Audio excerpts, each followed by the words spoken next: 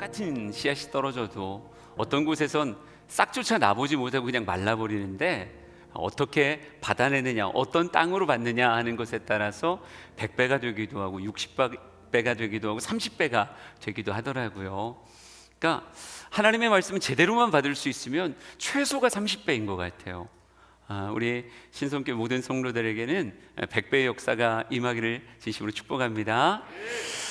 오늘 이 말씀은요, 저에게 낯선 말씀이 아니에요. 제가 늘 마음에 묵상하며 제 목양실에 이렇게 왼편을 딱 돌아보면 그림이 한 점 걸려 있습니다. 풍랑이는 바다에 배 위에 서신 예수님의 그림이에요. 한 화백에 그림 목록을 쭉 보다가 그림이 있고 사진으로 찍혀진 그림이 있고 밑에 해설이 적혀져 있는데 그 묵상을 쭉 읽다 보니까요, 제가 마음에 담고 있는 이 마가복음 4장의 묵상이 제가 본 시선 그대로 그 그림을 그릴 때 화가의 마음 안에 담겨 있더라고요.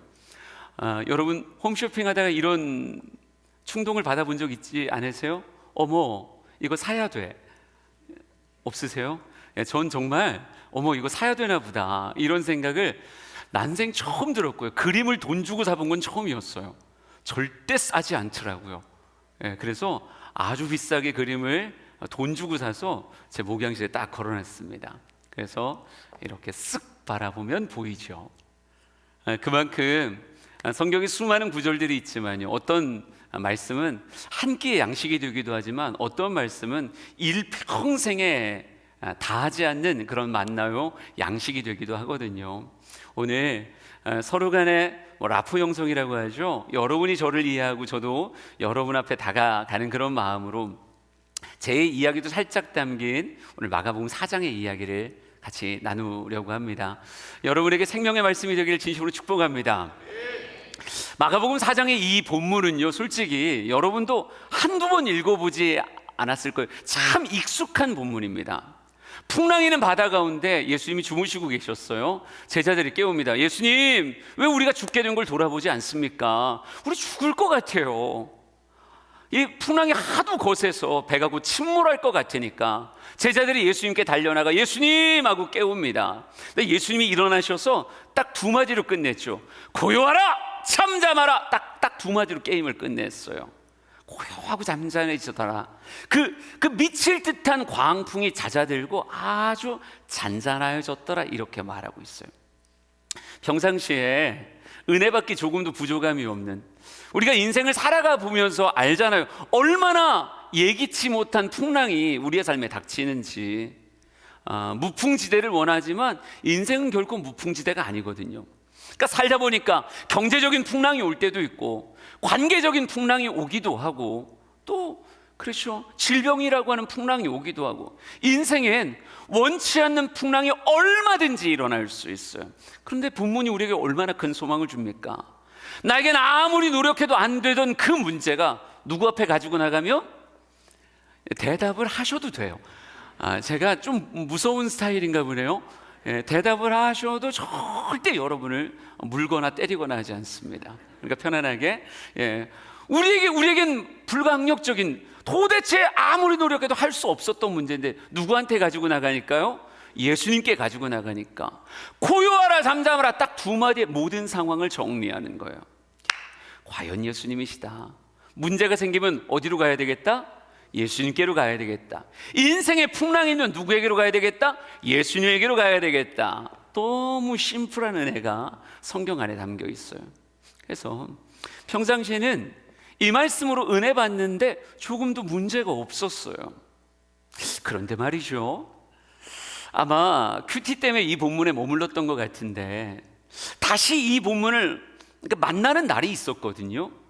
근데 본문을 찬찬히, 신성교회도 큐티하는 교회지만 저희도 큐티하는 교회거든요. 큐티를 하면서 본문을 찬찬히, 저희는 원래 3번 읽으라고 하거든요. 한 번 읽고 2번 읽고 3번 읽는데 마음속에 물음표가 딱 뜨는 거예요.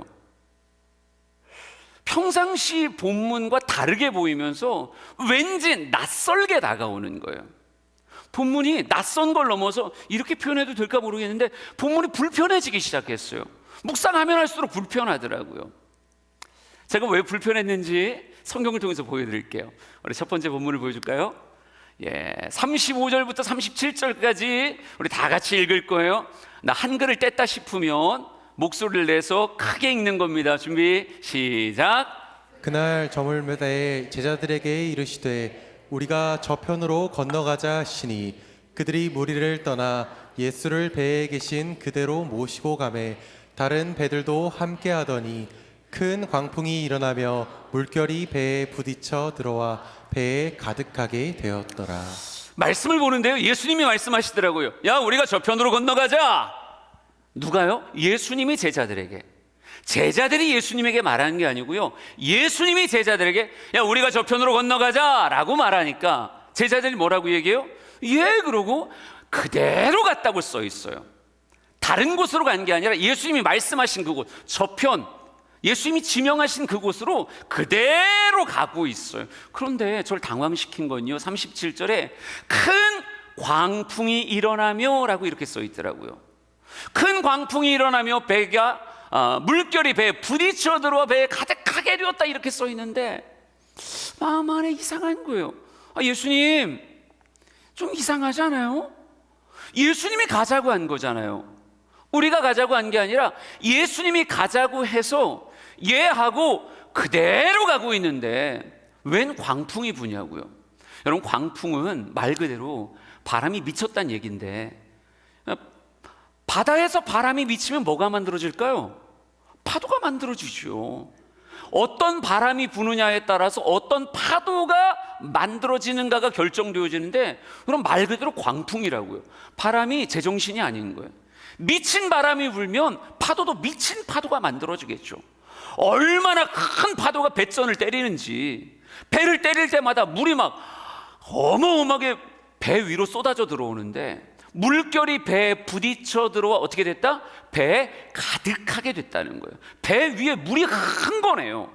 여러분, 잘못하면 어떻게 될까요? 배가 가라앉겠죠. 그럼 진짜 큰 위기가 있는 거 아니에요? 말씀을 보면서 마음에 부담이 되고 불편했던 게 뭐냐면요, 예수님 가라고 하는데 왜 광풍이 일어요? 순종하고 있는데. 여러분, 요나라고 하는 성경 아시죠? 모른 척하면 길게 설교할 거예요. 요나라고 하는 성경에 요나가 어디로 가라 그랬어요? 큰 성읍 니느웨로 가라. 근데 어디로 갔어요? 다시스로 갔죠. 니느웨로 가라. 그런데 다시스로 도망가는 배를 타고 가면 어떻게 돼야 되겠어요? 큰 풍랑이 일어야죠. 그 발걸음을 잡아서 돌려야 되니까 풍랑이 이는 게 전 마땅하다고 생각합니다. 요나가 경험한 풍랑은 저는 하나 불만이 없어요. 여러분, 제가 딱 태어나니까 아버지가 목사님이라는 사실을 알았어요. 목사 아들로 사는 건 절대 만만한 게 아닙니다. 근데 교회 떠나지 않고 잘 신앙생활하며 커왔는데, 저희 중학교 갈 때만 해도 대전에서는 이제 뺑뺑이라고 했거든요. 뺑뺑이를 돌려서 딱 떨어지는데 이제 가는 거예요. 근데 뺑뺑이를 돌려서 딱 떨어졌는데 보문중학교를 떨어졌어요. 좀 보문중학교라 그래서 보문산 밑에 있는 중학교인 줄 알았어요. 그런데 막상 가보니까 보문이 보현보살과 문수보살의 앞글자를 따서 보문중학교더라고요. 그러니까 불교학교였어요. 일주일에 한 번씩 불교 예불 시간이 있었고요. 음악 시간에 계속 찬불가를 열심히 배웠습니다. 우리 미션 스쿨 가면 찬송가 배우는 것 같이 불교학교 음악 시간엔 찬불가를 배워서 좀 불교 방송이 낯설지가 않아요. 룸비니 꽃동산 아세요? 삼귀 거룩한 부처님께 귀합니다. 이런 거 있어요. 하여간 이런 거 부르면서 연등 행사하면 등 들고 돌아다니면서 그렇게 중학교 3년을 보냈다고요. 불교에서 주는 떡 먹어가면서 열심히 그렇게 불교를 배웠는데, 제가 어느 날 목사 아들이 장차 목회자가 될 사람이 나 은혜 받아가지고 머리를 확 밀었다. 나 불교에 귀의하겠습니다. 그러면 여러분, 나 머리를 밀다가 머리에 상처가 나야 될 것 같아요. 왠지 절 올라가다가 미끄러져서 코가 깨지는 일이 벌어져도 괜찮을 것 같아요. 왜? 주님이 원하시지 않는 길을 간다 그러면 그럴 수도 있겠죠. 저는 요나가 겪고 있는 풍랑에 대해서는 마음에 요만큼도 예수님 너무해요. 뭐 이런 말 하고 싶지 않아요. 그런데 오늘 본문은 그렇지 않잖아요. 성경엔 이렇게 써 있더라고요. 그대로 모시고 갔다. 그대로 갔다고 이렇게 써 있는데, 저편으로 가자. 예, 그대로 가는데 왜 광풍이 부냐고요. 불편하지 않아요? 아니, 그대로 순종하여 가는데 인생에 광풍이 분다고요? 예수님, 이건 좀 아닌 것 같은데요. 마음이 불편해지기 시작했어요. 근데 이것만 불편한 게 아니에요. 조금만 더 볼까요? 이렇게 써 있네요. 우리 같이 38절 읽어봅시다. 시작. 예수께서는 고물에서 베개를 베고 주무시더니, 이렇게 써 있네요. 예수님은 고물에서 베개를 베고 주무셨다는 거예요. 여러분, 이제 맞춰보는 거예요. 대답하셔야 됩니다. 어차피 찍으세요. 고물이 어딜까? 고물이 어딜까? 고물이 배 위일까요? 배 밑일까요? 밑이요? 앞일까요? 뒤일까요? 앞, 뒤. 너무 강하게 앞에요라고 하시니까 우리 성도님은 제가 이렇게 말씀드릴게요. 찍는 건 안 될 것 같아요. 공부를 하셔야 될 것 같습니다. 배 고물이 어디냐면요, 배 상판의 뒤편이에요. 그러니까 나는 배 밑이라고 얘기했다. 공부하셔야 돼요. 앞이라고 했다. 공부하셔야 됩니다. 찍어서 못 맞추세요. 배 고물은 배 상판의 뒤편이 배 고물인데, 예수님이 어디에서? 그 고물에서 베개를 베고, 아예 작정한 거죠. 베개를 베고 주무시더라, 이렇게 써 있어요. 난 이게 도저히 이해가 안 가는 거예요. 여러분, 저희 은사께서 저에게 늘 하셨던 말씀 중에 하나가 이거예요. 박 목사, 행간을 봤으면 좋겠어. 행간이라고 하는 건요, 검은 글씨 사이에 흰 여백이에요. 그 여백을 볼 줄 알았으면 좋겠다. 여백에 참 많은 이야기가 담겨져 있으니 글씨만 보지 말고 여백도 봐라, 이렇게 가르쳐 주셨었는데, 여러분, 말씀을 그래서 전 상상하면서 보는 걸 되게 좋아하거든요. 여러분도 머릿속에 두둥실 예수님이 타고 있는 그 배를 상상해 보라고요. 예수님이 배를 타고 뭔가 쉬고 싶으셨나? 배 뒤로 가시더니 베개를 베고 주무셨는데, 때마침 뭐가 불었다고 아까 써 있었다고요? 큰 광풍이 불었다고요. 어마어마한 바람이 바다에 몰아치기 시작하면서 집채만한 파도가 만들어지는 거예요. 3m짜리 파도라고 생각합시다. 3m를 배가 함께 떴다가 뚝 떨어지는 거예요. 뭐 지금까지 대형 유람선이나 이런 것들은 웬만한 파도엔 꿈쩍도 안 합니다. 하지만 예수님의 시대에 그런 배가 있을까요? 지금 예수님이 타고 있는 배가 그런 배일까요? 아닐 거예요. 고작 자그마한 배일 것 같은데, 이 배가 어떻게 파도를 이기냐고요. 그러니까 5m짜리 파도면 5m 같이 뜨는 거예요. 같이 붕 떴다 뚝 떨어지는 거죠. 7m? 난리도 아닌 거예요. 그럼 거의 뭐 아파트에서 쏟아지는 것 같은 느낌일 거잖아요. 붕 떴다 뚝 떨어지는 거예요. 와, 혼비백산, 정신 하나도 없을 것 같은데 도대체 어떻게 주무셨을까? 잘 수 있는 걸까요? 더군다나 아까 성경에 분명히 이렇게 써 있었거든요. 물결이 배에 부딪혀 들어와 배 가득하게 되었다. 그러니까 파도가 배선을 때릴 때마다 어마어마한 물이 확 끼얹어지는 거예요. 근데 상판에서 주무신다? 이게 가능한가? 저는 이게 병행 본문인가 싶은데요, 요나도 자요. 풍랑이는 바다에서 요나도 자더라니까요. 근데 요나는 어디서 잤을까요? 배 밑으로 들어가 잤다고 성경에 써 있어요. 그러니까 이게 상식이죠. 난 너무너무 졸려 그러면 최소한 풍랑이 있는 바다에서 자려면 배 밑으로 들어가야 된다고요. 그래야 어떤 일이 안 벌어져요? 최소한 배 밖으로 떨어지는 일이 안 벌어질 거잖아요. 굴러다녀 봐야 배일 테니까 안 떨어질 테고, 또 격벽들이 좀 있을 테니까요, 얼굴에 끼얹어지는 일은 없을 거잖아요. 여러분, 사극을 보면 다 주리를 틀어요. 모든 사극은 주리를 틀게 돼 있습니다. 주리를 틀면 어떤 일이 벌어져요? 이게 기절하는 일이 벌어져요. 주리는 기절할 때까지 트는 거니까. 혹 기절하면 옆에 반드시 뭐가 있어요? 양동이가 있죠. 양동이에 물이 담겨져 있어요. 그러니까 포졸들도 다 아는 거예요. 기절한다는 걸.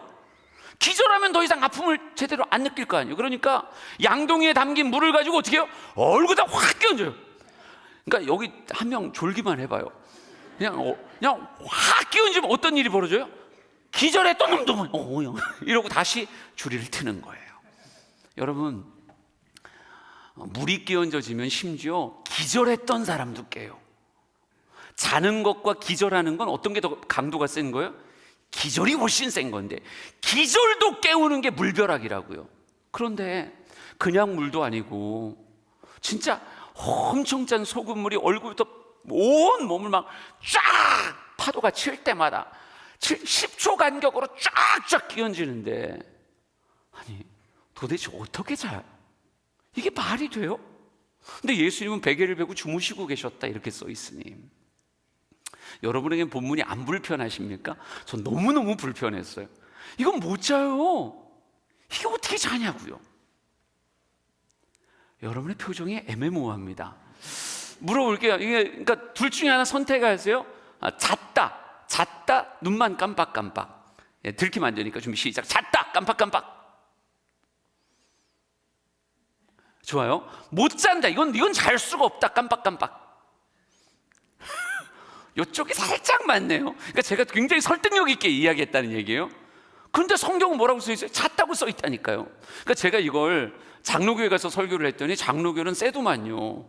아니 내가 이렇게 설명했는데도 설명이 부족했는지 잤다는 거예요. 잤다는 사람이 더 많아요. 그래서 아니 하도 한 사람이 세게 말하길래 어떻게 자냐, 말이 안 된다. 그랬더니 그분이 저한테 뭐라는 줄 아세요? 아니 성경에 잤으니까 잤다고 써있지, 그럼 성경이 거짓말하냐 막 이렇게 말하는. 그러니까 갑자기 믿음 엄청 있고 믿음 엄청 없고 뭐 이런 느낌이 살짝 와서 좀 당황했었어요. 그래서 지기는 싫고, 그래서 집회할 때 보니까 청년들이 좀 있더라고요. 여기 이렇게 아이들 있잖아요. 아이들 있길래 남자들 좀 불렀어요. 좀 체구가 좀 괜찮은 힘 좀 좋은 애들 4명을 불렀고. 안 부를 거예요. 안 부를 거예요. 긴장하지 마요. 난 누가 봐도 쟤를 부를 것 같긴 한데 안 부를 거예요. 네. 남자 4을 불렀고요. 또 고운 모양도 풍채도 없는 여리여리한 남자애를 하나 불렀어요. 그래서 그 옆에 누가 봐도 여리여리하구나. 그래요?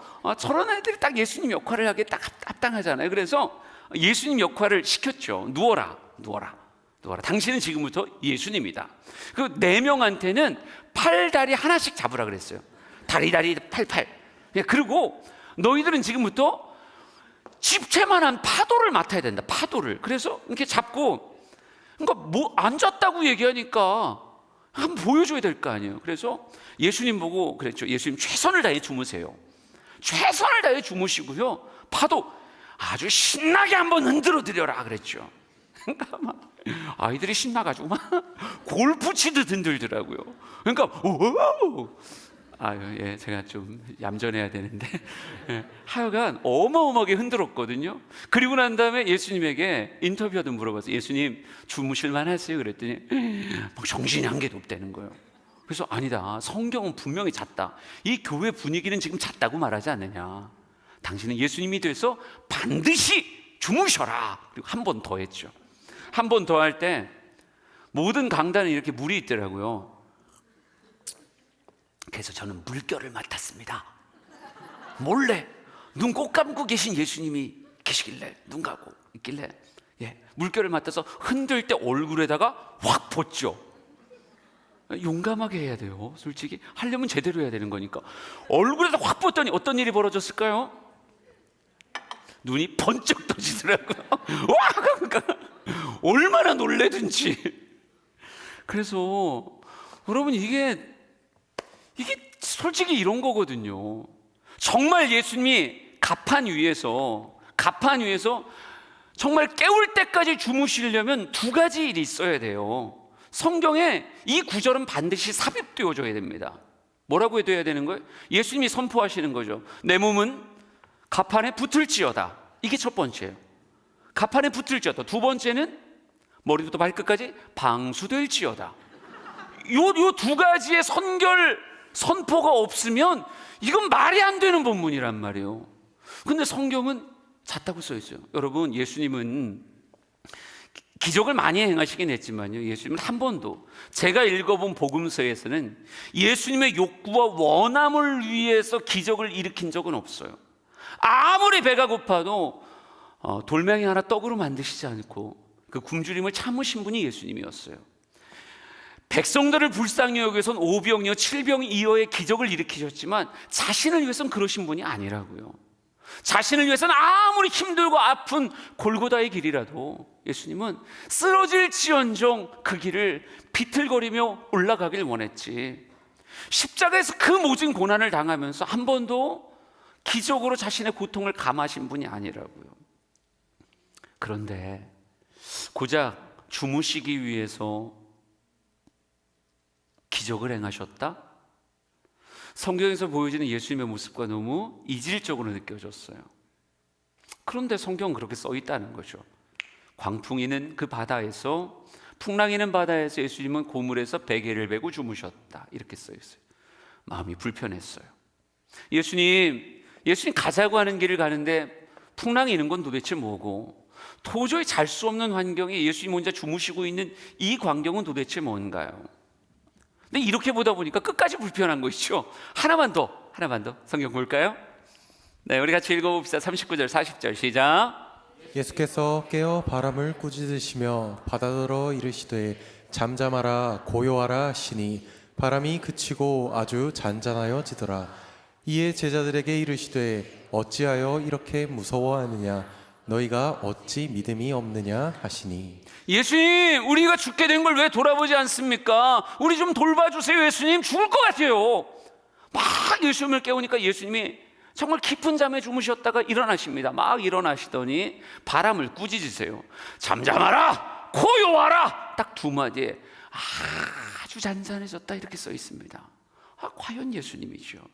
되게 멋있긴 했는데 말이에요, 예수님이 이렇게 제자들에게 말합니다. 어찌하여 이렇게 무서워하느냐? 이 말은 이해가 너무 잘 가요. 그렇죠. 예수님, 우리가 죽을 것 같아요. 왜 우리가 죽게 된 걸 왜 돌아보지 않습니까? 너무너무 무서워요. 이건 제자들이 한 말이니까 이 책망은 하나 마음에 걸림이 없었어요. 그런데 그 다음, 너희가 어찌 믿음이 없느냐?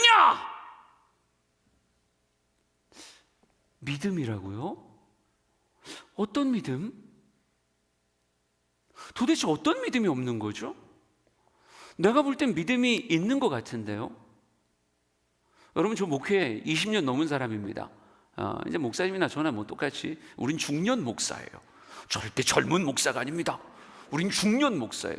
22년 목회했으면 진짜 오래 했죠. 근데 목회를 하면서 수많은 성도들을 만났을 때요, 인생에 광풍이 불고 큰 풍랑이 찾아온 사람을 우리는 많이 봤어요. 근데 풍랑일 때 최소한 엉뚱한 데로 가지 않고 예수님 앞에 나와서 예수님 살려주세요, 예수님 돌봐주세요, 예수님, 주님 아니면 우리 힘듭니다, 딴 데 가지 않고 딴 곳에 마음 쓰지 않고 예수님 앞에 나와서 살려달라고 기도하고 매달리는 거, 여러분 믿음 좋은 거예요.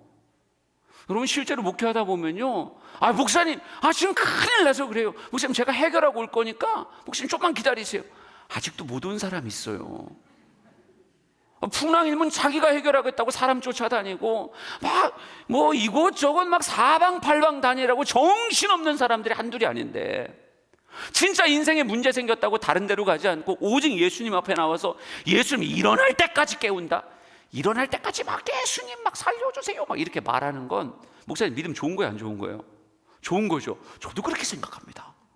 엄청 그렇게 생각하는데 오늘 성경엔 예수님이 이렇게 말한다는 거죠. 어찌하여 믿음이 없느냐? 어떤 믿음? 얘기해봐요. 어떤 믿음이야 도대체 그 믿음이? 얘기해. 맨 앞자리잖아. 어떤 믿음? 진짜? 그렇게 생각하는 거야? 우리 자매가 이런 믿음이래요. 어떤 믿음이라고 그랬더니, 이 배는 흔들릴 뿐이지 예수님 타고 있는 배는 절대 침몰하지 않아. 죽긴 누가 죽어, 예수님 모시고 있는데. 시련은 있어도 실패는 없는 법이야. 이 배는 절대 침몰하지 않아. 호들갑스럽기는 이 배는 침몰하지 않아. 예수님 모시고 계시잖아. 그런 얘기죠. 아, 그런 믿음 이해가 되네요. 그런 믿음, 오케이, 예, 아주 좋아요. 그런 믿음이 그죠. 아, 그런 믿음에 대한 책망은 받을 수 있겠네요. 또 다른 믿음, 그 옆에 어떤 믿음? 말해. 어떤 믿음? 우리는 지금 어차피 궁금증을 가지고 성경을 보고 있는 거니까 도대체 어떤 믿음일까? 진짜? 아, 그렇게 생각하는 거야? 아, 눈빛이 아주 강렬하게 이렇게 말하네요. 고요하라 잠잠하라 딱 두 마디다. 아니, 난 지금 졸려 죽겠는데 말이지. 너희들은 이거 못하냐? 대적기도 이런 거 안 배웠어? 아니, 풍랑 앞에 가서 딱 이렇게 말하면 되는 거잖아요. 나사는 예수 이름으로 명하노니 고요하라 잠잠하라 이렇게 말하면 되는 거 아니에요? 언제까지 예수님 보고 다 뒤싹거리 해달라고 얘기하면 믿음 없는 거죠. 이제는 좀 스스로 바람과 싸우고 풍랑과 싸우고 믿음을 선포하고, 아, 이런 믿음이 있어야지. 언제까지 막 살려주세요 아, 이건 좀 아니지 않냐. 아, 그런 믿음, 그죠? 아, 그런 믿음이구나. 성경이 불편하더라고요, 진짜로. 평상시에 은혜 받기 조금도 부족함이 없었던 부분인데 말이죠, 그날만큼은 예수님 진짜 이상하네요. 예수님이 가자고 하는 대로 그대로 가고 있는데 왜 광풍이 불까요? 예수님 이건 못 자요. 자면 안 되는 거예요. 아, 자다가 물 밖으로 떨어지면 어떡하려고요? 너무 베개 베고 주무시는 건 진짜 말이 아닌 것 같은데 예수님 깨울 때까지 주무셨다고 써 있어요. 예수님 이건 좀 아니지 않아요? 예수님 제가 볼 때 믿음 되게 좋아 보이는데 자꾸 믿음 없다고 책망하시니, 아니 도대체 예수님 말씀하시는 믿음이 도대체 뭐예요? 한껏 불편해서 성경에서 그냥 가만히 머물러 있었어요. 뭐 갈 수 있는 길이 거기밖에 없으니까 말씀 안에서 해답을 찾고 싶었습니다. 그런데 말씀을 오래 보고 있는데 저는 이게 주님이 주신 마음이라고 생각해요. 갑자기 본문이 눈앞에 쫙 펼쳐져 보이는데 본문이 꼭 영화같이 이렇게 싹 지나가더라고요. 제가 본 그 그림을 여러분도 보고 있는지 한번 좀 따라와 보도록 하자고요. 우리 같이 상상해 봅시다. 같이. 우선 제가 예수님 역할 할 거예요. 예수님이 보이세요? 보인다고 안 하면 보일 때까지 설명할 거예요. 난 설교 길게 하는 건 하나도 마음에 부담이 없는 사람이요. 여러분이 힘들지 제가 힘든가요? 다시, 예수님 보여요 안 보여요? 예, 예수님 역할하는 저예요. 제가 예수라는 건 절대 아닙니다. 예수님 역할을 하고 있는 거예요. 제 옆에 제자들 보여요 안 보여요? 보이는 거예요. 여긴 묻이에요. 묻에서 제자들에게 막 많은 사역을 하시다가 예수님께서 이렇게 말씀하는 거죠. 야, 우리가 저 편으로 건너가자 라고 말하며 예수님이 배 위에 올라가시는 거예요. 제자들 따라 올라오는 거 보이시나요? 네, 보이죠? 당연하죠. 예수님 가자고 하니까 배에 딱 올라가는 거예요. 그러면 예수님이 항해를 결정했고 목적지도 결정했어요. 그러면 여러분은 예수님이 그 배에서 어디에 계셔야 가장 잘 어울릴 것 같으세요? 어디에? 앞에? 맨 앞에요? 이렇게.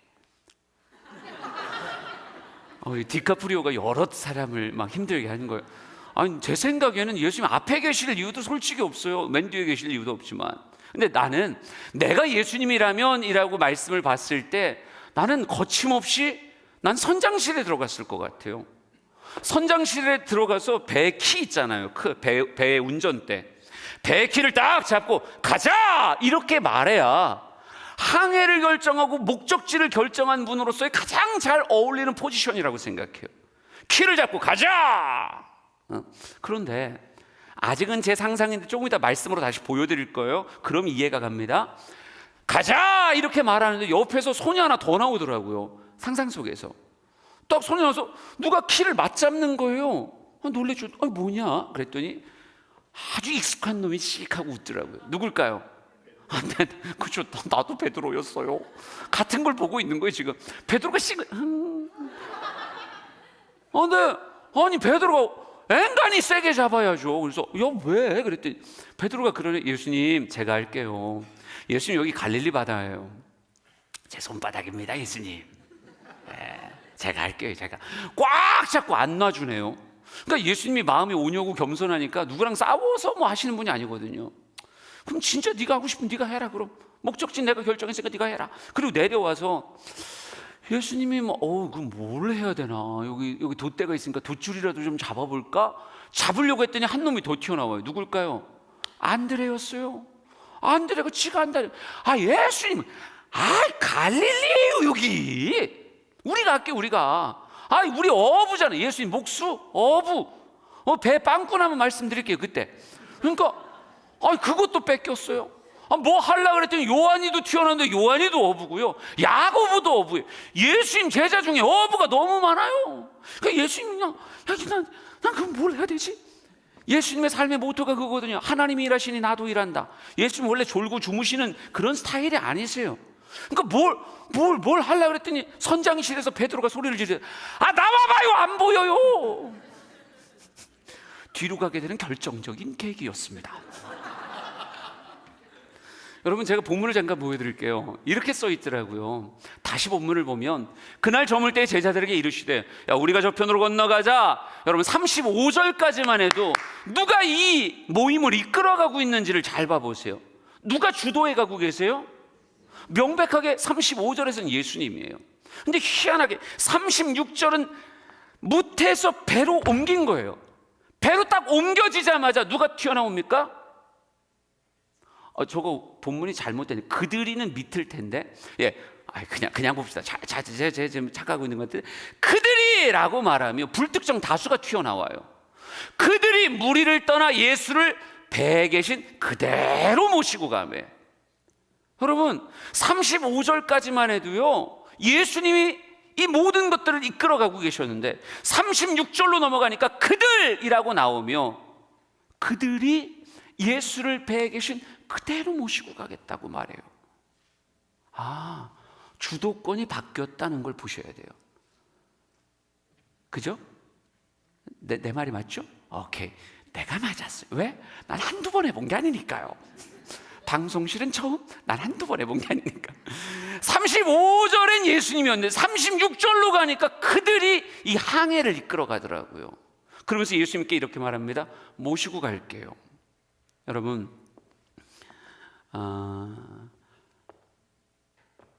모신다라고 할 때 여러분도 어른들 모셔본 경험이 있을 거예요. 차를 딱 목사님 제가 모시고 갈게요 라고 얘기했을 때 목사를 과연 어디에 태울까요? 1번 운전석, 2번 트렁크, 3번 조수석 뒷자리. 정답은? 솔직히 모신다고 얘기하면요 예수님 보고 운전석과 가장 먼 곳에 앉으라고 얘기하는 거예요. 그게 모신다는 개념이에요. 모신다라고 얘기하면 절대 핸들 만질 생각하지도 마세요. 아무리 발 뻗어도 악셀, 브레이크 발 안 닿으실 거예요. 절대 누를 생각하지 마세요. 기어 만질 생각하지 마세요. 뒤에 가만히 계세요. 가만히. 우리가 알아서 할 테니까. 아무것도 안 하셔도 돼요. 그게 모시는 거예요.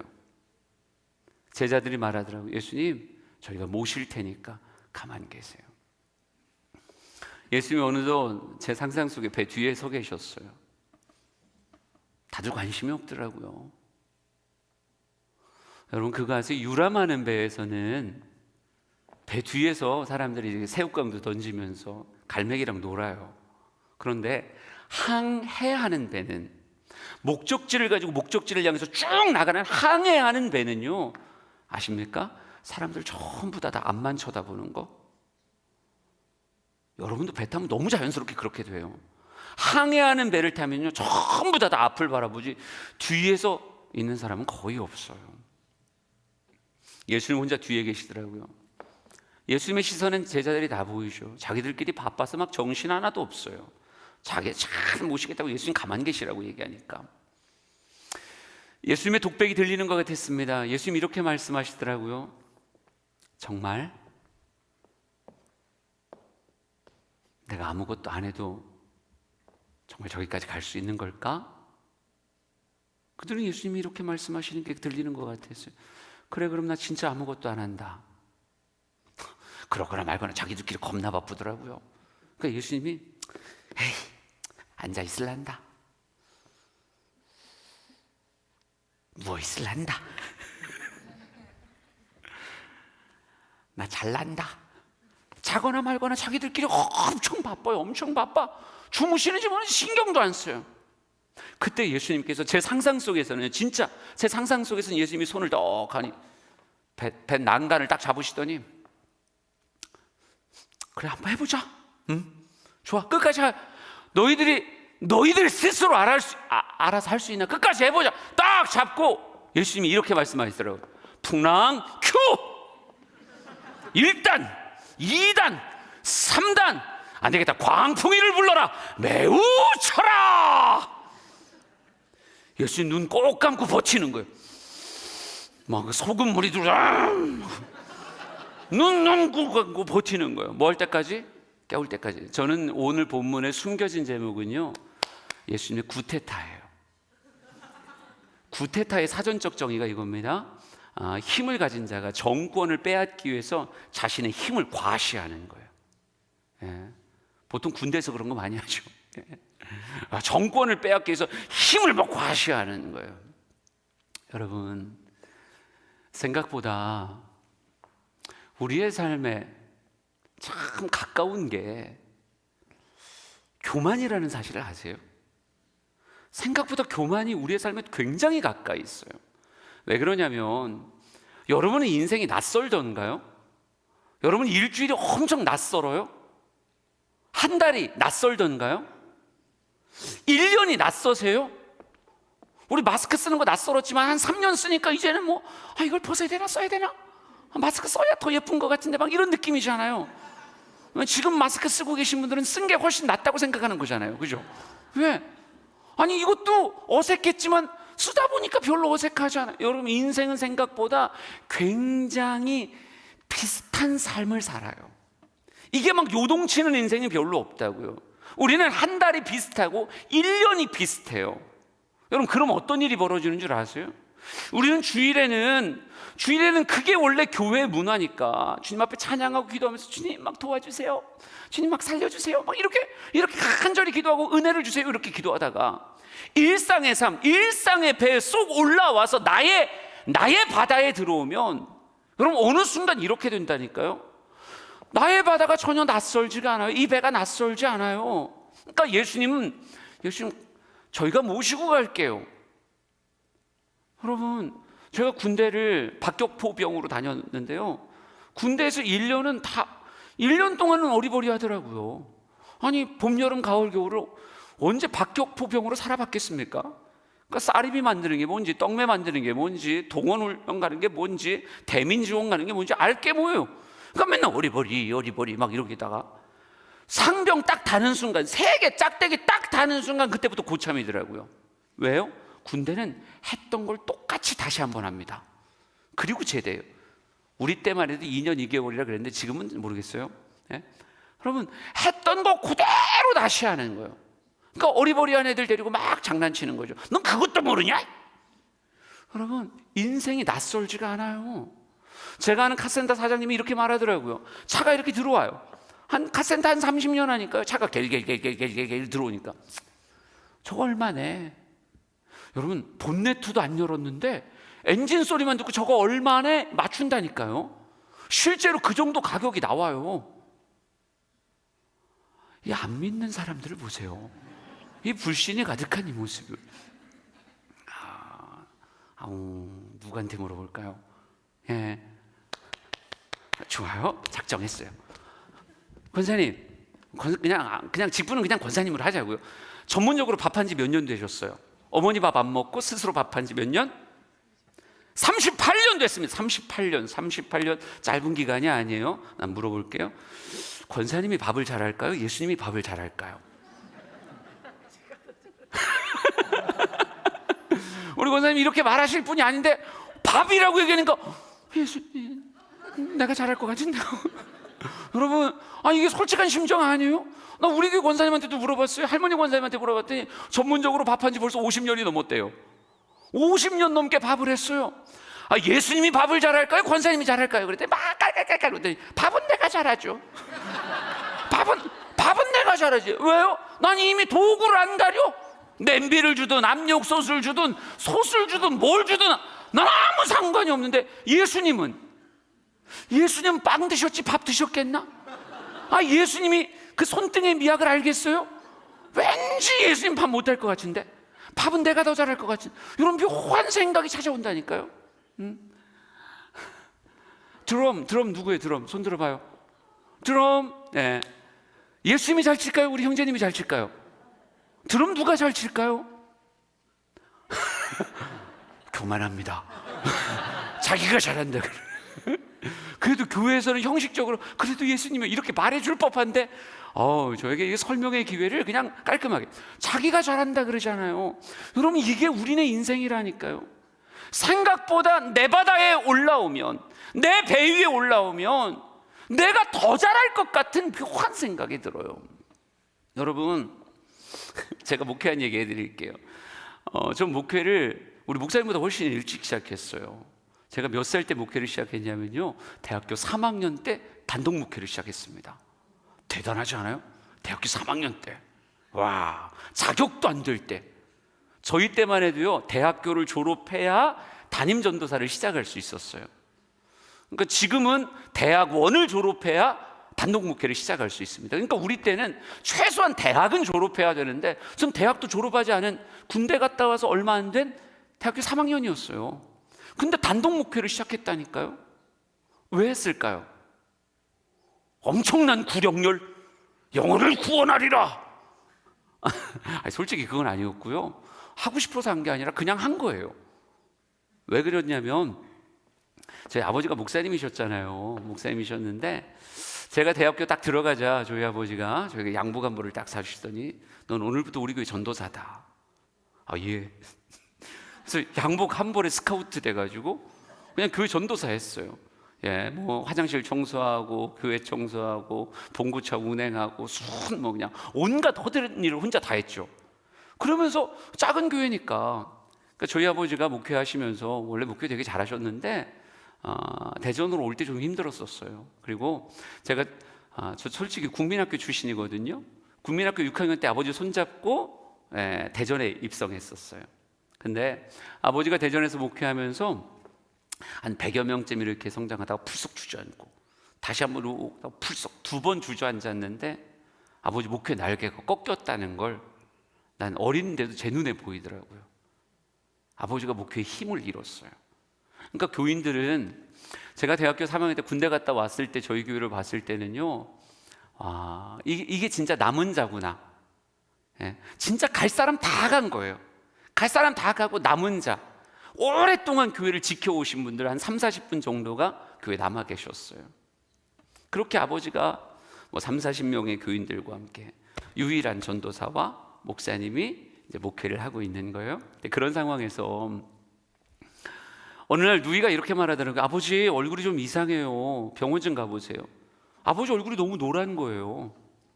우리 아버지가 되게 건강을 자신하던 분이셨는데 얼굴이 노래지시니까 황달이 온 거죠. 그래서 동네 병원을 갔더니 당장 충대로 가라고 하더라고요. 그래서 병원 찍고 곧바로 충대로 넘어갔는데, 충대 가서 판정을 받았어요. 뭘 판정을 받았냐면 담도암 판정을 받았어요. 담도암. 그러면서 레지던트가 이렇게 말하더라고요. 3개월 남으신 것 같습니다. 근데 그때가 6월이었는데 정확하게 진짜 3개월이었어요. 1999년 9월 19일, 구자가 한없이 반복되는 날, 아무것도 못 해보셨어요. 뭐 수술도 못 해봤고 항암 치료도 못 해보고, 이미 뭐 말개 손 쓸 수 있는 형편이 아니었거든요. 그러니까 온갖 병원 다 다녀보고 했는데 할 수 있는 게 없었어요. 그래서 그냥 정말 죽음을 기다리는 시간을 보내고 99년 9월 19일에 아버지가 돌아가셨습니다. 자그만 교회에, 한 3, 40명 모이는 교회에 담임 목사님이 돌아가시는 거예요. 아버지가 투병 한 3개월 하실 동안 강단을 당연히 누가 지켰을까요? 전도사가 유일하니까 제가 지켰죠.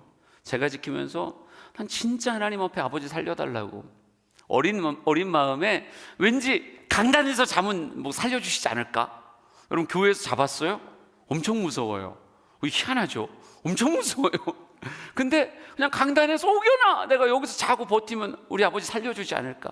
그래서 막 버티면서 기도하면서 그랬는데 그냥 너무 아무 일 없이 그냥 돌아가시더라고요.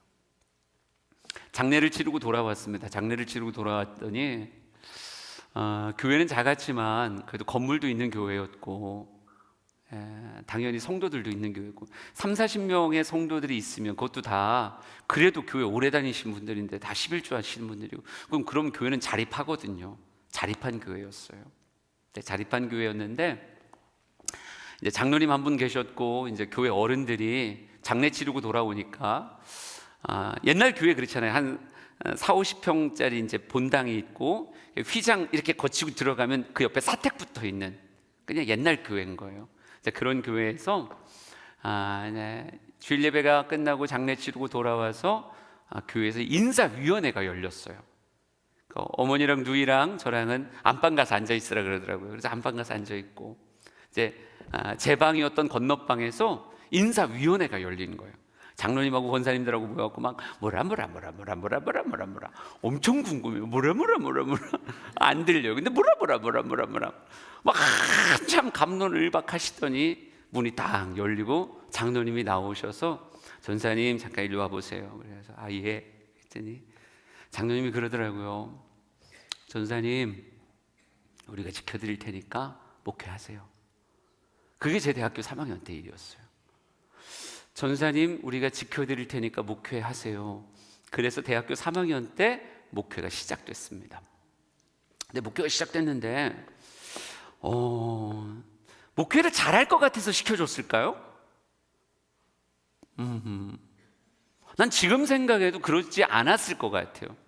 제가 지금 이제 나이가 들고 나니까 합리적인 결론으로는 두 가지예요. 첫 번째, 어머니에 대한 그런 예우라고 말할까요? 여러분, 솔직히 한 30-40명 모이는 교회는요, 지분커녕 전세도 못 해줘요. 사택을 비워줘야 된다는 건 우리도 아는데 어딜 가냐고요. 뭐 그 작은 교회에서 뭐 집을 사놨겠어요? 뭐 모여진 뭐 저금이 있겠어요? 교회도 그렇지만 우리 목회자 가정도 그렇거든요. 아무 대책이 없는 거예요. 아무 대책이 없는데 아버지가 딱 돌아가시니까 그냥 딱 멈추는 거잖아요. 그러니까 나가세요 이런 말을 어떻게 쉽게 하시겠어요? 그러니까 어머니에 대한 생각이 있으셨을 때고, 두 번째는 그 졸업은 시켜야 될 거 아니에요. 저 전사가 무슨 수로 등록금 내고 학교를 다니냐고요. 등록금 내고 학교 다니고 어머니 모시고 이거 불가능하다고 생각하신 거예요, 그분들이 볼 땐. 그러니까 저거 졸업은 시켜야 되지 않나. 어른들이 그런 마음 가져주신 것 같아요. 전사님 목회하세요. 그래서 제가 대학교 3학년 때 짜잔 하고 목회를 시작해서 지금까지 그 교회에서 있는 거예요. 근데 제가 목회를 하면서 진짜 전 혼자 그렇게 생각했다니까요. 목회! 그래서 제가 목회를 딱 시작하자마자 한 게 뭔지 아세요? 우선 청바지를 다 정리했습니다. 전 그날부터 양복만 입고 살았어요. 두 번째, 금태를 딱 쓰고, 세 번째, 올백. 그때 올라가서 지금까지 올라가 있는 거예요. 여러분, 저는 이게 내려오면 한 5살은 어려 보여요. 그러니까 이건 늘 올라가 있어야 돼요. 그러니까 맨날 아침마다 정결한 의식과 함께 이걸 딱 이렇게 올리는 거죠. 그러니까 금태 쓰고 머리 올리고 양복 딱 입고 반지 딱 끼었으면 이제 어른이잖아요. 대학교 3학년 때 저 이러고 살았다니까요. 학교를 가도 이러고 갔어요. 올백하고 금태 쓰고 반지 끼고 이렇게. 나 이렇게 하면 목회가 되는 줄 알았죠. 목회가 되는 줄 알았어요. 여러분, 솔직히 내가 진짜 약간 교만한 건 내가 알겠는데요, 난 아무리 생각해도 아버지보다 내가 잘할 것 같았어요. 객관적인 지표가 아버지보다 내가 나아요. 제가 말씀드릴게요. 첫 번째, 우리 아버지는 무섭게 생겼어요. 이런 느낌 아나 모르겠는데 앞뒤가 두꺼운 분 있잖아요. 앞뒤가 두껍고 하고 계신 우리 아버지가요, 하고 계시면 어른들이 목사님 혹시 언짢은 일이라도 하나도 안 언짢아요. 아주 평상시적인 모습인데 사람들은 왠지 뭔가 우리 어르신 우리 아버지 약간 그런 스타일이라고요. 근데 저를 보세요. 사람이 얼마나 만만하게 생겼나. 그죠? 누구든지 나에게 다가올 수 있을 만큼 엄청 인상이 괜찮다는 얘기는 진짜 3,000번도 더 듣고 살았어요. 그러니까 생긴 게 아버지보다 내가 훨씬 나아요. 이 정도 생기기 어렵다니까요, 목사계에선.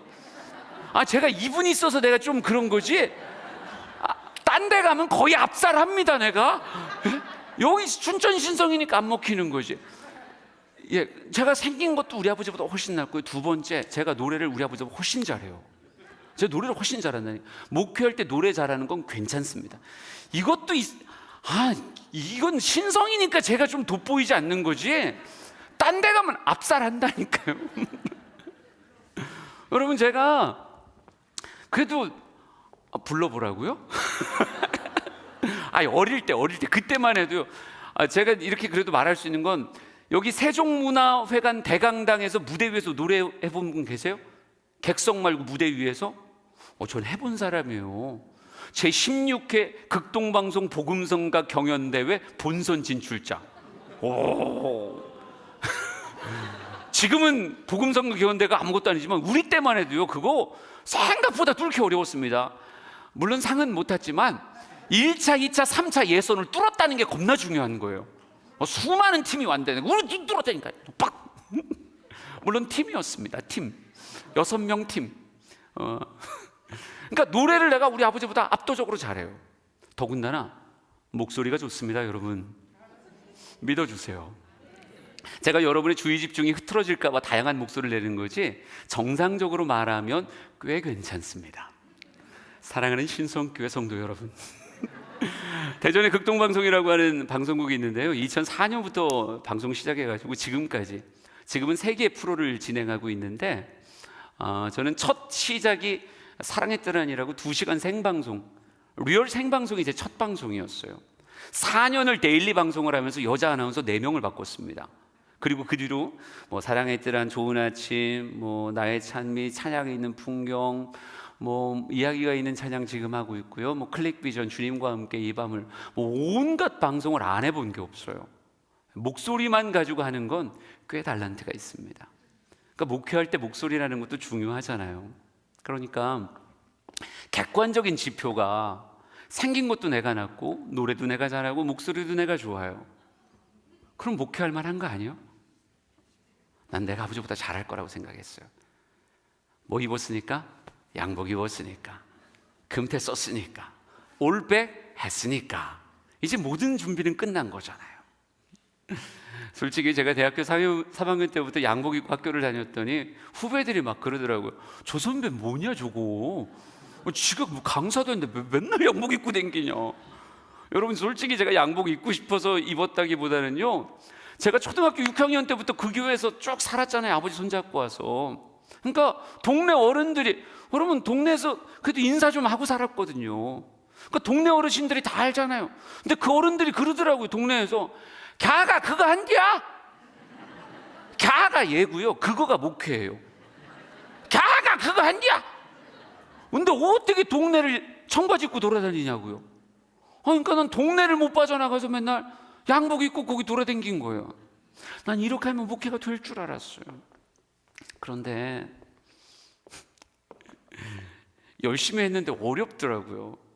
여러분, 30-40분의 성도들은요, 이미 그 교회에서 저의 어린 시절부터의 커나온 모든 과정을 본 분들이에요. 남은 자들이라니까요. 목사님 아들인데 내 아들인지 목사님 아들인지 막 헷갈리는 분들 있잖아요. 내 아들 같기도 하고. 예. 여러분, 저는 유리창을 깬 적이 단 한 번도 없습니다. 어른들한테 함부로 말하고 행동하고 사고 친 적이 단 한 번도 없어요. 권사님 안녕하세요, 장님 안녕하세요, 집사님 안녕하세요, 권사님 안녕하세요. 얼마나 인사 잘하는, 착하고, 난 착하다는 얘기 평생 듣고 살았으니까요. 진짜 착한 목사 아들은 성도들이 이뻐할까요, 안 이뻐할까요? 어마어마하게 이뻐죠. 어마어마하게 이뻐해요. 저는 교인들이 엄청 사랑해 준 사람이었어요. 그런데 목회를 딱 시작하고 성도들 앞에 딱 서는데요, 와, 막 집안 어르신들 앞에서 서 있는 것 같아요. 아버지가 뒤에 있을 땐 그나마 괜찮았는데, 아버지 없는 채 저는 강단에 못 올라갔거든요. 무자격이니까. 성가대 보면대 끌어놓고 이 앞에서 설교를 했었는데, 여러분, 예배가 딱 시작될 때 우리 장로님, 여기 장로님이시잖아요. 예. 뭘 또 그렇습니다. 장로님석이었거든요. 우리 장로님 딱 앉아 계시면 예배 시작하기 전에 주보를 검사 맡았어요. 주보를 다 보시고 오탈자를 다 확인하시고 틀린 건 반드시 지적해 주시고, 주보 검사가 끝나면 예배가 시작되는 거예요. 그러면 예배가 시작되면 우리 장로님 눈을 감으십니다. 이제 찬양하다가 설교 시간 되면 눈을 감으세요. 하고 눈을 감으세요. 그럼 나는 이제 설교를 요 앞에, 바로 앞에 사는 교회가 크지를 않으니까 여기랑 여기예요. 그러니까 우리 장로님이, 난 솔직히 우리 장로님 눈 감으시는 거에 대해서 난 별로 불만이 없었어요. 우리 장로님이 눈을 뜨면 왠지 내가 눈을 감아야 될 것 같은, 그 아버지 앞에 서 있는 것 같아갖고 이게 상당히 어려웠거든요. 그러니까 우리 장로님 계속 눈 감고 계시지. 난 진짜 어이없는 게요, 그 인사위원회 들어가서 박 전사 시켜야 된다고, 그냥 시켜야 된다고. 저를 무진장 사랑해 주던 여자 권사님 계셨어요. 근데 그렇게 사랑해 주던 그 권사님이 결국 나 시켜놓고 그 다음 주부터 안 나오더라고요.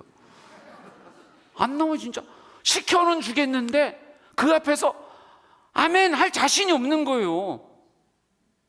이 마음을 여러분 이해 못 하세요? 난 이해할 수 있는데, 너무 아들 같고 너무 사랑하는데 영적인 리더로 그 앞에 서 있는, 기도를 받고 말씀을 듣고, 이게 그분한테 너무 어색한 거예요. 여러분, 어른들도 진짜 힘드셨는데 저도 진짜 힘들었어요. 그러니까 너무너무 사랑을 받았기 때문에. 여러분 솔직히 아버지가 뒤에 계실 때, 이게 제가 유일한 전도사였잖아요.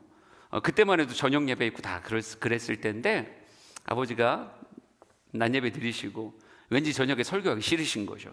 그럼 꼭 이렇게 부르셔요. 박 전도사 이리 와보게.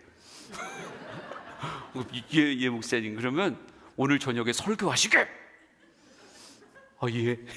그럼 이제 난 그날 그냥 죽는 거예요. 이제 오후 내내 막 뭘 뺏겨서라도 뭐 하여간 들고 나가는 거잖아요. 아버지 뒤에 딱 앉아 계시고, 딱 해서 이제 예수를 믿읍시다, 열심히 믿읍시다, 엄청 열심히 믿읍시다, 막 이렇게 뭐라고 하는지 나도 잘 모르겠는데 막 뺏겨서 뭐를 해요. 하고 나면 누가 만든 법인지 모르겠는데 설교한 사람이 저 뒤에 가서 인사를 해야 돼요. 교인들 나갈 때. 그러면 가서 이렇게 서 있잖아요. 그럼 진짜 신기한 일이 벌어져요. 원래 보통은 뭐 하는 거예요? 은혜 받았습니다, 막 이렇게. 예, 저도. 여러분, 은혜 받았습니다라고 하는 건 예의. 못 받았어도 받았다고 해야 되는 거예요. 그건 서로 살아감에 있어서의 아주 인간다움이 그런 표현이 될 수 있어요. 그러니까 여기 못 받았다고 해서 난 오늘 은혜가 안 되네, 이런 말을 하는 건 그 사람의 인간성에 아주 심각한 문제가 있는 거예요. 그러니까 안 받았어도 받았어야죠. 그러니까 원래 다 은혜 받았습니다, 그럼 예, 감사합니다 이러고 지나가는 거고, 남자분들은 또 악수도 하고 뭐 이러는 거잖아요. 근데 여러분, 제가 문 앞에 서 있으면 엄청난 일이 벌어져요. 제가 문 앞에 서 있잖아요. 그러니까 저를 진짜 사랑해 주시는 권사님들은 오는데 이미 눈이 하트야. 눈이 하트예요. 하트가 돼서 막 이렇게 와가지고 악수를 하는 게 아니고요, 손이 뒤로 들어와요. 엉덩이로 들어와서 우리 형민이 설교도 잘해, 설교도 잘해, 막 이러고 주머니에서 막 10,000원짜리 꺼내갖고 손에 줘요. 맛있는 거 사 먹으라고. 여러분, 그분들은 재롱잔치 본 거예요 지금. 아버지 뒤에 계시고 그냥 예수를 믿읍시다 그러면 아이고 저 말도 잘하네 저거, 그냥 그냥 귀여워 죽어요. 그분들은 갖고 막 10,000원짜리 줘주면 난 이거 진짜 기분은 좋고 막 하여간 살짝 그런데, 이건 아버지 있을 때 그랬죠.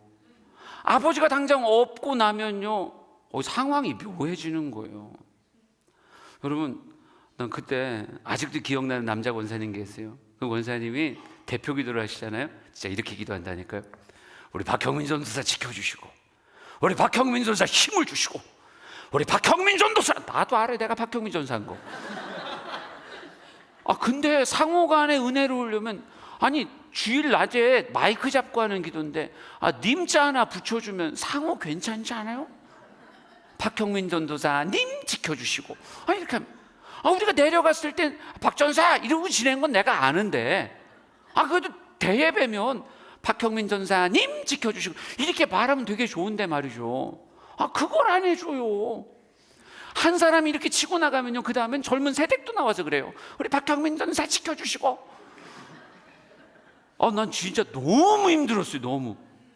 그분들도 힘들었지만 나도 무지하게 힘들었다고요. 목회를 하는데 진짜 난 12월이 그때 너무 싫었어요.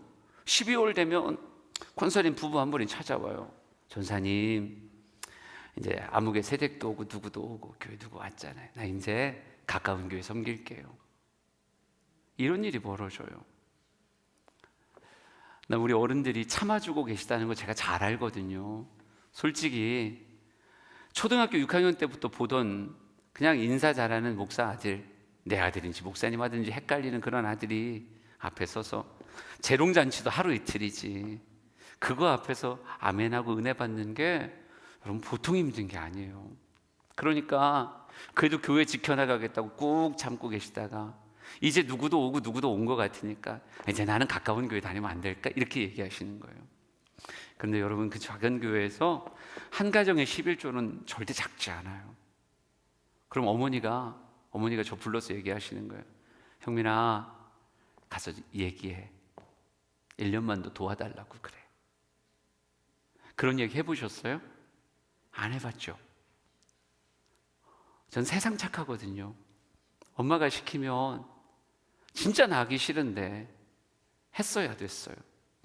그럼 권사님 부부 모셔놓고, 권사님, 그런데 말이죠, 권사님 마음 제가 모르는 거 아닌데요, 권사님 진짜 미안한데 1년만 더 옆에 있어 주시면 안 돼요?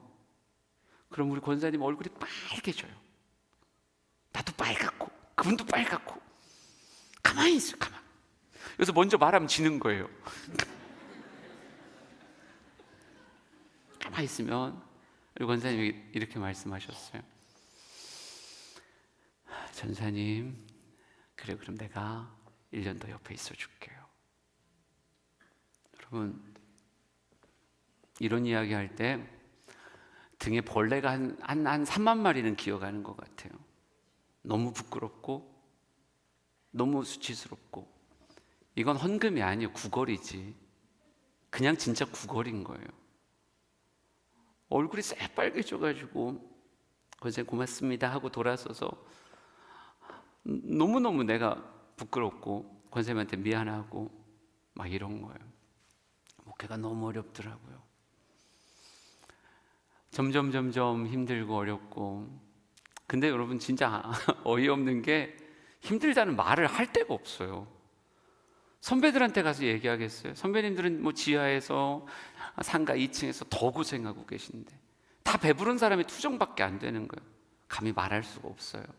그럼 어머니한테, 홀어머니, 아들만 믿고 있는 홀어머니한테 엄마 나 힘들어서 못하겠어 이렇게 말할 수 있을 것 같으세요? 다 말 못하겠던데요. 그러니까 너무 점점 작아지고 어려워지고. 그러다가 안 되겠다는 생각이 들더라고요. 이렇게 하면 안 될 것 같아요. 그래서 어머니한테 나 기도원 좀 다녀올게요 라고 말하고, 대전에서 신탄진 가다 보면 대청산 기도원이라고 있어요.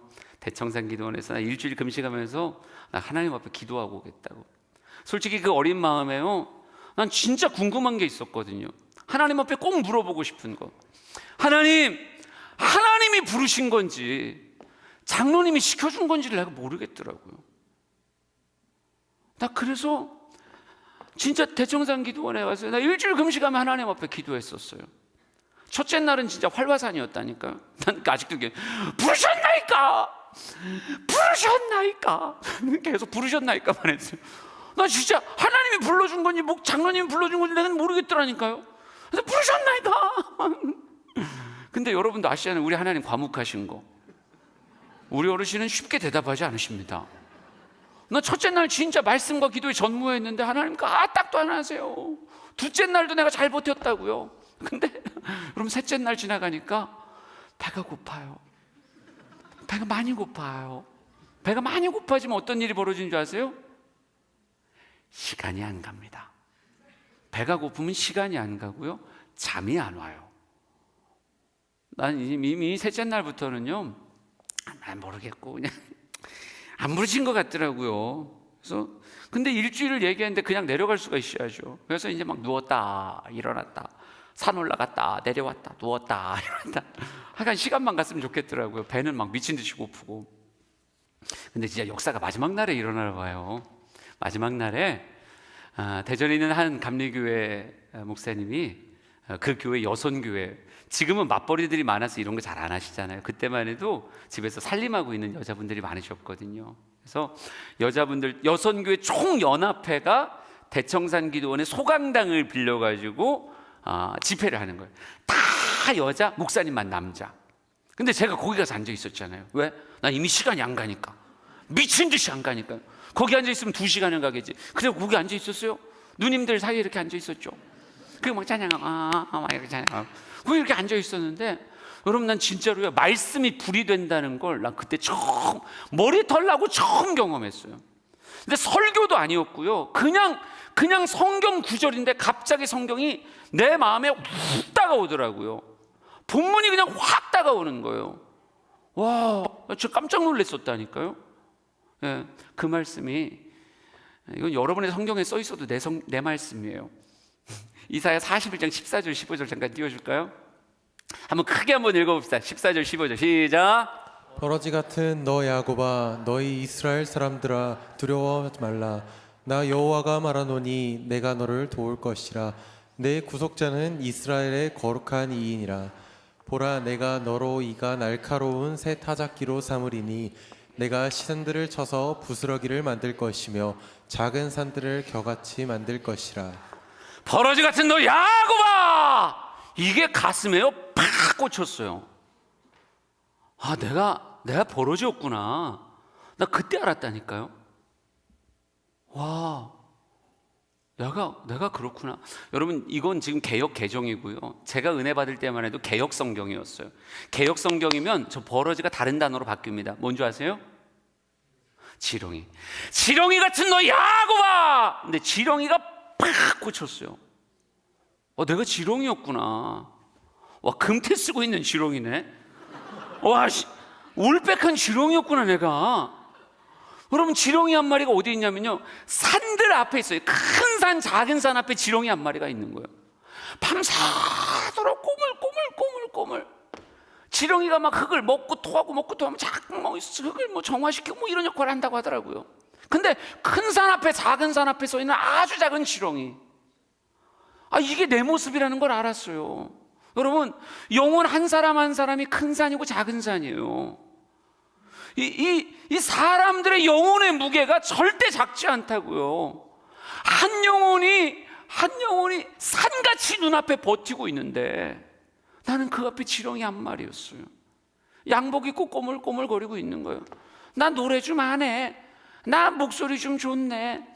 나 그래도 좀 생긴 것 같지 않냐? 막 이렇게 말하면서 막 꼬물꼬물거리면서 내가 뭘 할 수 있다고 막 그 앞에서 그러고 있더라고요. 근데 주님께서 이렇게 말하시는 것 같았어요. 지렁이 같은 너 야곱아, 네가 할 수 있는 일 아니야. 목회는 산이고 영혼은 산이야. 큰 산 앞에 지렁이 한 마리가 할 수 있는 게 없다고 얘기하시더라고요. 그러더니 저에게 솔루션을 주세요.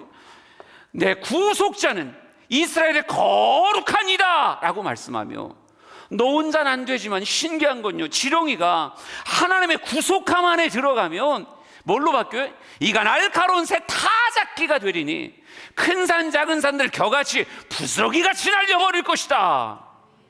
여러분, 목회 내가 하는 게 아니더라고요. 설교 내가 하는 게 아니더라고요. 찬양을 내가 하는 게 아니더라고요. 내가 하면 지렁이가 울부짖는 거예요. 내가 하면 지렁이 한 마리가 산 밑에서 얘기하는 거예요. 그러나 하나님이 구속하시고 하나님이 사로잡아 끌어가시면 이가 날카로운 새 타작기가 돼서 큰 산 작은 산들을 겨같이 부스러기같이 날려버리는 하나님의 초월적 역사에 사용을 받게 되어지는 거예요. 여러분, 이게 제 목회의 성인식이었어요. 저는 목회하면서 계속 무슨 생각만 하는 줄 아세요? 나 우리 장로님한테 잘 보여야 돼. 우리 권사님한테 잘 보여야 돼. 인사 잘하고 착하게 잘해야 돼. 그래야 그분들이 날 사랑해 주시고, 그래야 그분들의 마음을 얻을 수 있어. 그래야 내가 어머님 모시고 내가 있을 거 아니야. 여러분, 난 필사적으로 사람에게 잘 보려고 얼마나 노력했는데요. 재밌는 얘기 해드릴까요? 재미없으면 어떡하죠? 근데 재밌는 얘기예요. 저희 때만 해도 아침에 벌떡 일어나면 어머니가 형민아 두부 사와라 이런 시절이었어요. 아침 준비를, 우리 마트 시절이 아니었으니까. 그러니까 두부 사와라 그러면 500원 들고 가가지고 아줌마 두부 주세요 그러면 모판에서 한모 이렇게 봉다리에 딱 담아가지고 주던 시절. 콩나물 사와라. 그럼 콩나물 주세요. 그러면 콩나물 시루에서 뽑아가지고 봉다리 넣어주던 시절이었어요. 우리는 다 그렇게 했었어요. 아닌 것처럼 표정 짓지 마세요. 저희 세대가 많은데 왜요? 우리 다 그렇게 살았거든요. 근데 어머니가 아침에 일어나서 형민아 두부 사와라 이렇게 말하면, 여러분 저희 교회 바로 밑에 읍내 직판장이라는, 이름도 진짜 멋있잖아요. 읍내 직판장이라는 슈퍼가 있었습니다. 그 슈퍼 권사님이 큰 교회 권사님이세요. 이런 큰 교회 권사님. 큰 교회 권사님이 자기네 교회가 너무 머니까 수요 예배, 금요 예배 때 가끔 우리 교회를 와서 예배를 드려요. 그러면 모든 작은 교회 목회자의 마음은 똑같습니다. 어떤 마음일까요? 주저앉아라, 이 교회 댕겨라, 막 이런 마음이 막 저절로 생겨요. 근데 어머니가 아침에 형민아 두부 사와라 그러면, 문제, 이 사람을 우리 교회로 인도하고 싶은 작은 교회 전도사는 두부를 사러 갈 때 자다가 일어난 일상복을 가지고 두부를 사러 갈까요? 양복을 갈아입고 두부를 사러 갈까요? 정답은 전 2번이었어요. 두부 사러 양복 안 입어봤으면 말도 하지 마세요. 두부 사려고 양복 입고 가가지고 우리 권사님한테 아주 중후하게 말하는 거죠. 권사님 두부 주세요. 좋은 하루 보내세요. 이렇게 다 그 사람의 마음을 얻으면 왠지 뭐가 될 것 같은 막 이런 생각들. 그러니까 난 늘 불만이었던 거예요. 난 잘할 수 있는데 난 언제까지 올라로 볼 거냐고. 딱 바라고 금태 썼지 않냐고. 올백 했지 않냐고. 나 이제 어른이라고. 양복 입었지 않냐고. 근데 난 언제까지 어린이로 볼 거냐고. 난 이게 착해서 한 번도 안 해본 말이지만요, 내 마음 안에 부글부글 끓고 있던 말이었어요. 사람의 마음을 훔칠 수 있다고 생각했어요. 압살롬이 될 수 있다고 생각했다니까요. 여러분, 근데 그게 목회가 아니더라고요. 그게 큰 산 작은 산 앞에 미치도록 몸을 뒤틀고 있는 지렁이의 모습과 다를 게 하나도 없더라고요.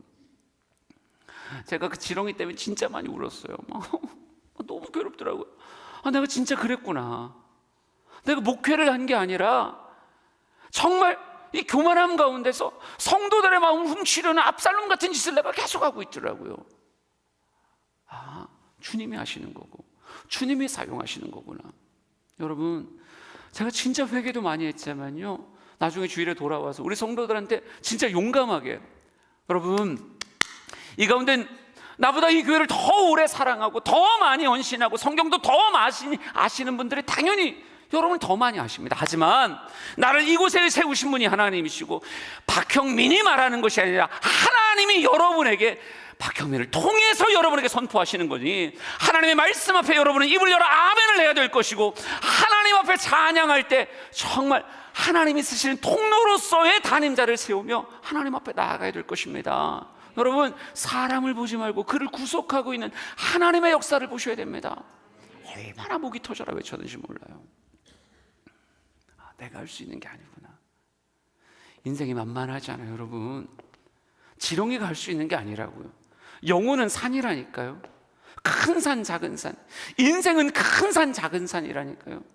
내가 할 수 있다고요? 무슨 재주로요? 조금 더 길어지면 되는 거예요? 환대가 좀 더 넓어지면 되는 거예요? 좀 더 거칠게 움직이면 산이 무너지는 거예요? 지렁이 움직임 앞에? 아니라고요. 여러분, 우리에게 뭐가 있어야 되는가? 하나님의 구속하심. 내가 하는 것이 아니라 주께서 하셔야 된다고요.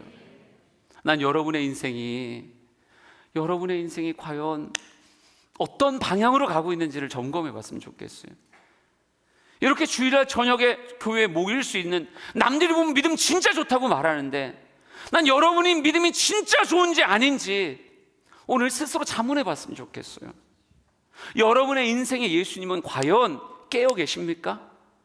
아니면 여러분의 교만으로 인해서 배 탄 건 제가 알겠는데 혹 주무시는 분 이 가운데 없을까요? 예수님을 주무시게 하는 것. 예수님, 제가 모시고 갈게요. 제가 알아서 할게요. 예수님 가만히 계세요. 제가 할 테니까요. 어줍지 않은 재주와 모습을 가지고 내가 할 수 있어요, 예수님. 이건 제 홈그라운드라니까요.